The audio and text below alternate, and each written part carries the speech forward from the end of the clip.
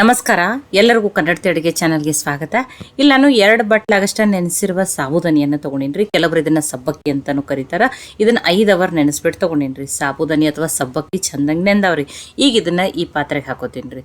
ಇದನ್ನು ಹಾಕಿಬಿಟ್ಟು ಅನ್ಕಾತಕ್ಕ ಇದನ್ನು ಏನು ಮಾಡ್ತೀನಿ, ಸೈಡಿಗೆ ಇಡ್ತೀನಿ. ಇದನ್ನು ಆಮೇಲೆ ಯೂಸ್ ಮಾಡ್ತೀನಿ. ಮಿಕ್ಸಿ ಜಾರಿಗೆ ನಾನಿಲ್ಲಿ ಅರ್ಧ ಬಟ್ಲಾಗಷ್ಟ ಶೇಂಗಾ, ಹುರಿದಿರುವ ಶೇಂಗಾನ ಸಿಪ್ಪೆ ತೆಗೆದು ಹಾಕೊಂಡಿದ್ದೀನಿ. ಇದನ್ನು ತರಿಯಾಗಿನೇ ಗ್ರೈಂಡ್ ಮಾಡ್ಕೊತೀನಿ ರೀ. ಚಿಕ್ಕ ಚಿಕ್ಕ ಶೇಂಗಾ ಅಥವಾ ಕಡಲೆ ಬೀಜದ ಪೀಸ್ಗಳು ಉಳಿಬೇಕು ಆ ರೀತಿ ನೋಡಿರಿ. ಫೈನ್ ಪೌಡ್ರ್ ಮಾಡ್ಕೊಳಕ್ಕೆ ಹೋಗ್ಬೇಡ್ರಿ. ಚಿಕ್ಕ ಚಿಕ್ಕ ಪೀಸ್ಗಳು ಉಳಿಲಿ, ಇದೇ ರೀತಿಯೇ ಮಾಡ್ಕೊರಿ ನೀವು ಇದನ್ನು. ಈಗ ಸಾಬುದಾನಿ ಅಥವಾ ಸಬ್ಬಕ್ಕಿಯಲ್ಲಿ ಈ ಶೇಂಗಾ ಗ್ರೈಂಡ್ ಮಾಡ್ಕೊಂಡಿರೋದನ್ನು ಹಾಕ್ತಾಯಿದ್ದೀನಿ ನೋಡಿರಿ.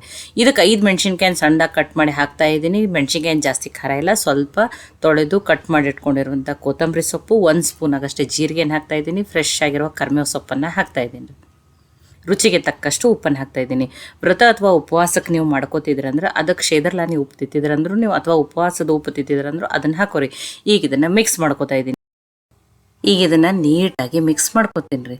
ಈಗ ನೋಡಿ ಎಲ್ಲ ನೀಟಾಗಿ ಮಿಕ್ಸ್ ಮಾಡ್ಕೊಂಡಿದ್ದೀನಿ. ಈಗ ಇದಕ್ಕೊಂದು ಚಟ್ನಿಯನ್ನು ರೆಡಿ ಮಾಡ್ಕೊತೀನಿ ರೀ. ಇದನ್ನು ಅನ್ಕತಕ್ಕ ಸೈಡಿಗೆ ಇಡ್ತೀನಿ. ಎಣ್ಣೆನೂ ಕೈಲಿಕ್ಕೆ ಇಟ್ಟಿನಿ ರೀ. ಎಣ್ಣೆನೂ ಕಾಯಿಲಿ. ಎಣ್ಣೆ ಕಾಯೋದ್ರೊಳಗೆ ಚಟ್ನಿಯನ್ನು ರೆಡಿ ಮಾಡ್ಕೊತೀನಿ ನಾನು. ಇದನ್ನು ಚಟ್ನಿ ಒಂದು ಅರ್ಧ ಬಟ್ಲಾಗಷ್ಟೇ ಹುರಿದಿರುವ ಶೇಂಗಾನ ಹಾಕ್ತಾಯಿದ್ದೀನಿ. 2 ಮೆಣಸಿನ್ಕಾಯಿನ ಹಾಕ್ತಾಯಿದ್ದೀನಿ. ಖಾರ ನೀವು ನೋಡಿಬಿಟ್ಟು ಹಾಕೋರಿ.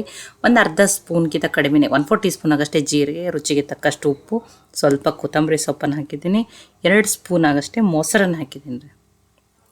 ಈಗ ಇದಕ್ಕೆ ನೀರನ್ನು ಹಾಕಿಬಿಟ್ಟು ನುಣ್ಣಗೆ ರುಬ್ಕೊಂಡು ತೊಗೊರಿ. ಚಟ್ನಿಗೆ ಎಷ್ಟು ತೆಳು ಗಟ್ಟಿ ತಿಂತೀರೋ ಆ ರೀತಿ ನೀರನ್ನು ಉಪ್ಪನ್ನು ಹಾಕಿಬಿಟ್ಟು ಅಡ್ಜಸ್ಟ್ ಮಾಡ್ಕೊರಿ. ನೋಡಿ ನಾನು ಚಟ್ನಿಯನ್ನು ಗ್ರೈಂಡ್ ಮಾಡಿ ಇಟ್ಕೊಂಡಿದ್ದೀನಿ.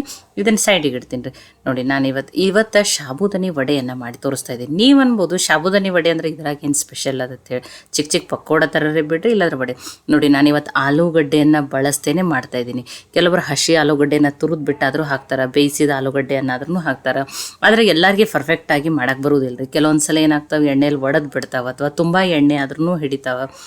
ಈಗ ನಾನು ಇದರಲ್ಲಿ ಸ್ಪೆಷಲ್ ಏನಂದ್ರೆ ಆಲೂಗಡ್ಡೆನ ಬಳಸ್ತೇನೆ ಹೊರಗಡೆಯಿಂದ ಕ್ರಿಸ್ಪಿ, ಒಳಗಡೆಯಿಂದ ಸಾಫ್ಟ್ ಆಗಿರುವಂಥ ಸಾಬುದಾನಿ ವಡೆಯನ್ನು ಮಾಡಿ ತೋರಿಸ್ತಾ ಇದ್ದೀನಿ ನೋಡಿರಿ. 2 ರೆಡಿ ಮಾಡ್ಕೊಂಡಿದ್ದೀನಿ ನೋಡಿರಿ. ಇನ್ನೊಂದು ಸ್ವಲ್ಪ ನಾವು ಒಮ್ಮೆಲೆ ರೆಡಿ ಮಾಡ್ಕೋತೀನಿ. ಇಲ್ಲ ಫಸ್ಟ್ ಟೈಮ್ ಸಾಬುದಾನಿ ವಡೆ ನೀವು ಮಾಡತ್ತೀರಂದ್ರೂ ಈ ರೀತಿ ಮಾಡಿರಿ, ಪರ್ಫೆಕ್ಟಾಗಿಯೇ ಮಾಡ್ಕೋಬೋದು ನೋಡಿರಿ. ತುಂಬ ಕ್ರಿಸ್ಪಿಯಾಗಿರೋಂಥ ಮತ್ತು ಒಂದು ಚೂರು ಎಣ್ಣೆ ಇಡಲ್ಲ. ತುಂಬ ಸಿಂಪಲ್ ಅದ್ರಿ. ಒಂದು 5 ನಿಮಿಷದಲ್ಲೇ ಮಾಡ್ಕೋಬೋದು ನೋಡಿರಿ. 2 ಮಾಡಿದ್ದೀನಿ. ನೀವು ಪಕೋಡ ಥರನೂ ಮಾಡ್ಕೋಬೋದು ಅಥವಾ ಈ ರೀತಿ ವಡೆ ಥರನೂ ಮಾಡ್ಕೋಬೋದು ನೋಡಿರಿ. ನೋಡಿ ಆಲ್ರೆಡಿ ಎಣ್ಣೆನೂ ಕಾಯ್ದ ಚೆನ್ನಾಗಿ. ನೋಡಿ ಈಗ ಇದನ್ನು ಕರೆದ್ಬಿಟ್ಟು ತೊಗೊಳ್ಳೋಣ. ನೋಡಿ ಆಲೂಗಡ್ಡೆ ಬೇಯಿಸಿ ಹಾಕಿಬಿಟ್ಟು ತುರಿದ್ಬಿಟ್ಟು ಹಾಕಿ ಎಷ್ಟೋ ರೆಸಿಪಿಗಳನ್ನ ನೀವು ಟ್ರೈ ಮಾಡಿರ್ತೀರಿ. ಈ ರೀತಿ ಆಲೂಗಡ್ಡೆ ಬಳಸ್ತೇನೆ ಸಾಬುದಾನಿ ವಡೆ ಅಥವಾ ಸಬ್ಬಕ್ಕಿ ವಡೆಯನ್ನು ಟ್ರೈ ಮಾಡಿ ನೋಡಿರಿ. ತುಂಬಾ ಟೇಸ್ಟಿಯಾಗಿರ್ತಾವೆ ರೀ. ನೋಡಿ ಮತ್ತು ಒಂಚೂರು ಒಂಚೂರು ಎಣ್ಣೆ ಹಿಡಿಯಲ್ರಿ. ಆ ಉಳಿದಿದ್ದನ್ನು ಏನು ಮಾಡ್ತೀನಿ, ಕರೆದ್ಬಿಟ್ಟು ತೊಗೋತೀನಿ ನೋಡಿರಿ. ನೀವು ಉಪ್ಪನ್ನು ವ್ರತ ಅಥವಾ ಉಪವಾಸಕ್ಕೆ ಮಾಡ್ಕೋತಿದ್ರು ಅಂದರೆ ವ್ರತದ ಉಪ್ಪು ಸಿಗ್ತದಲ್ಲ ಅದನ್ನು ನೀವು ಹಾಕೋಬೋದು ನೋಡಿರಿ. ಇದ್ರ ಕ್ರಿಸ್ಪಿನೆಸ್ ನೋಡಿರಿ. ನೋಡಿ ಎಷ್ಟು ಕ್ರಿಸ್ಪಿಯಾಗಿ ವಡೆ ಬಂದಾವೆ ನೋಡಿರಿ. ಮುರಿದು ಬಿಟ್ಟನ್ನು ತೋರಿಸ್ತೀನಿ ನೋಡಿರಿ. ಎಲ್ಲ ವಡೆ ಇದೇ ರೀತಿಯೇ ಇಷ್ಟು ಚೆನ್ನಾಗಿ ಬಂದಾವೆ ನೋಡಿರಿ. ನೋಡಿರಿ ಸೌಂಡದಿಂದನೇ ಗೊತ್ತಾಯ್ತಲ್ಲ ನಿಮಗೆ ಎಷ್ಟು ಕ್ರಿಸ್ಪಿಯಾಗಿ ಸಬ್ಬಕ್ಕಿ ವಡೆ ರೆಡಿಯಾಗಿರ್ತವೆ. ಇವತ್ತಂತೂ ಶಿವರಾತ್ರಿ ಅದ. ನೀವು ಸಾಬುದಾನಿ ಅಥವಾ ಸಬ್ಬಕ್ಕಿ ಅಂತೂ ನೆನೆಸಂತೂ ಇಟ್ಟಿರ್ತೀರಿ. ಈ ರೀತಿ ಆಲೂಗಡ್ಡೆ ಬಳಸ್ತೇನೆ ನೀವು ಸಬ್ಬಕ್ಕಿ ವಡೆಯನ್ನು ಮಾಡಿ ನೋಡಿರಿ. ತುಂಬ ಟೇಸ್ಟಿಯಾಗಿರ್ತದೆ. ಅಥವಾ ವ್ರತ ಉಪವಾಸಕ್ಕೆ ನೀವು ಯಾವ ರೀತಿ ಚಟ್ನಿ ವಡೆಯನ್ನು ಮಾಡ್ತೀರತ್ತ ಹೇಳಿ ನನಗೆ ಕಮೆಂಟ್ ಮಾಡಿ ತಿಳಿಸ್ರಿ. ನೋಡಿ ಈ ಸಬ್ಬಕ್ಕಿ ವಡೆ ರೆಸಿಪಿ, ಆಲೂಗಡ್ಡೆ ಬಳಸ್ತೇನೆ ಮಾಡಿರುವಂಥ ರೆಸಿಪಿ ನಿಮಗೆ ಇಷ್ಟ ಆಗಿದ್ರೆ ಲೈಕ್ ಮಾಡಿ, ಶೇರ್ ಮಾಡಿ, ಕಮೆಂಟ್ ಮಾಡಿರಿ. ಖಂಡಿತ ಟ್ರೈ ಮಾಡಿ ನೋಡಿರಿ. ಮತ್ತೆ ಒಳ್ಳೆ ಹೊಸ ರೆಸಿಪಿ ಜೊತೆ ಸಿಗೋಣ. ಎಲ್ಲರಿಗೂ ಧನ್ಯವಾದಗಳು. ಮಹಾಶಿವರಾತ್ರಿ ಹಬ್ಬದ ಶುಭಾಶಯಗಳು.